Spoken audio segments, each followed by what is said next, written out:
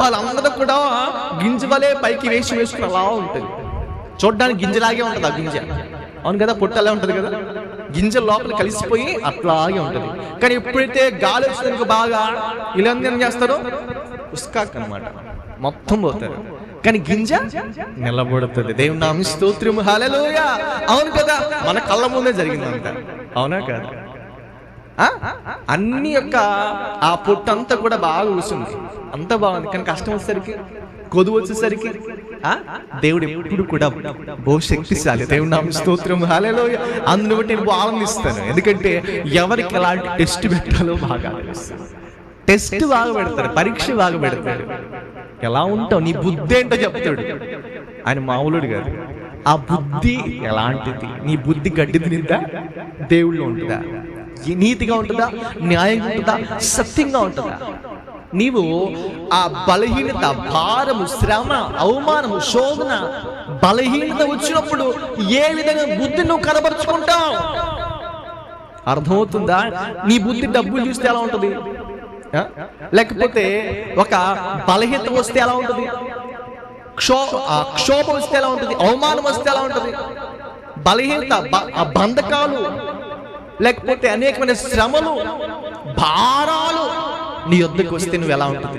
నీ బుద్ధి ఏంటిది తెలుసు ఆయనకి. అందుకే నేను ఎత్తిన బండ పెడతాడు.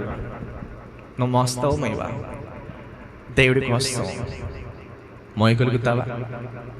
మోయకుండా పడేసి నాకు వద్దు, ఎందుకు అనవసరంగా నాకు అదే కావాలి అని పోతావా? ఏది నీకు కావాలి ఆయనకు తెలుసు. దేవుని నామమున స్తోత్రం, హల్లెలూయా. కాబట్టి నీ భక్తి ఆయనకు కావాలి, నీలోని శ్రేష్టత ఆయనకు కావాలి, నీ త్యాగము కావాలి, నీ సహనము కావాలి.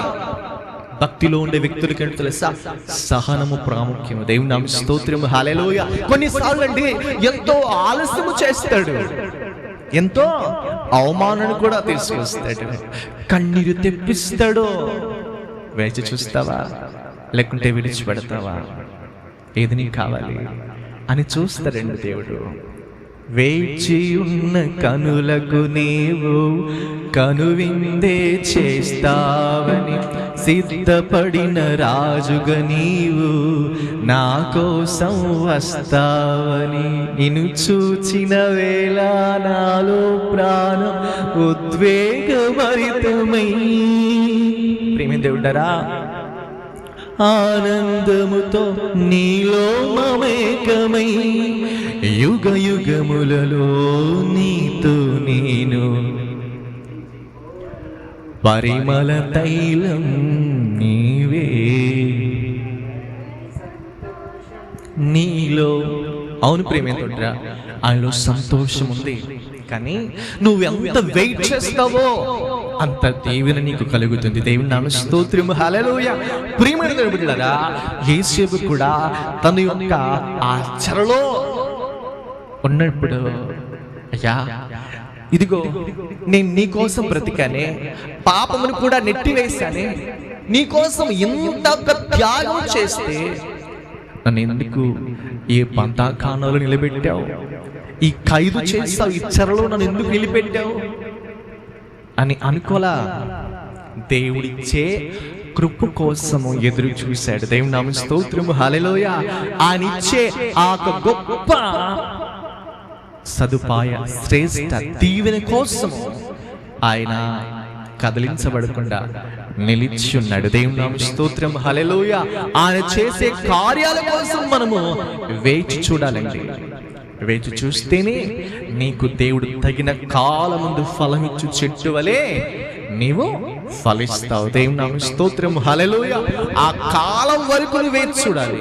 ఆ కాలములో, రాబోయే ఆ కాలంలో ఫలించాలంటే ఏం చేయాలి? ఈ యొక్క ప్రయాస కావాలి, ఈ భారం కావాలి, ఈ శ్రమ కావాలి.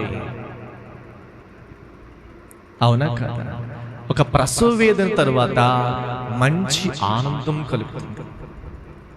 కానీ దానికి ముందు తల్లి పడే బాధ, మరణపు అంచుల్లోకి వెళ్ళి సరే ఆ బిడ్డను జన్మింపచేస్తుంది తన తల్లి. దేవుని నామమున స్తోత్రం, హల్లెలూయా. కానీ తర్వాత ఆ బాధ, ఆ వేదన, ఆ ఒక్క ఇబ్బంది మొత్తము కూడా మరి మర్చిపోతుంది. దేవుని నామ స్తోత్రం, హల్లెలూయా.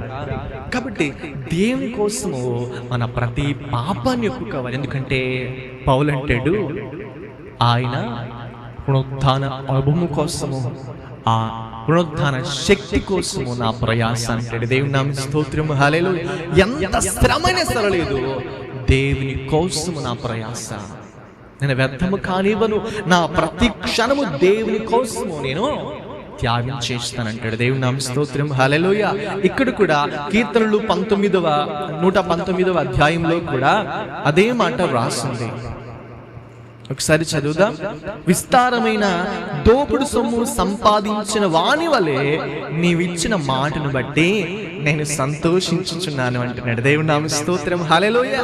ఒక్కసారిగా నీకు అంత డబ్బులు వస్తే నువ్వు ఎంత ఆనందిస్తావో, దేవుడు ఇచ్చిన మాటను బట్టి అంత సంతోషించాలంట. దేవుని నామ స్తోత్రం, హల్లెలూయా.